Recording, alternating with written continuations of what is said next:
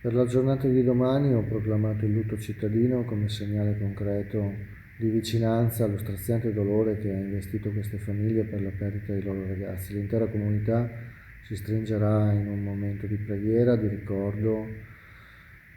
Siamo tutti assolutamente affranti per quello che è successo e dobbiamo tutti stringerci a queste famiglie che stanno vivendo questa situazione assolutamente drammatica.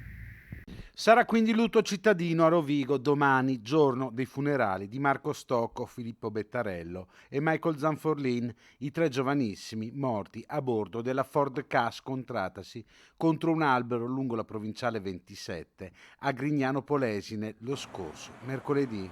Una scelta, quella del sindaco Gaffeo, di vicinanza al dolore delle famiglie dei tre ragazzi. Le esequie si terranno nella chiesa della Madonna Pellegrina e Sant'Ilario in Commenda. La cerimonia potrà essere seguita anche dal piazzale esterno. Alle 20, sempre domani, è prevista una fiaccolata organizzata da un gruppo di mamme e di amici dei tre giovani morti.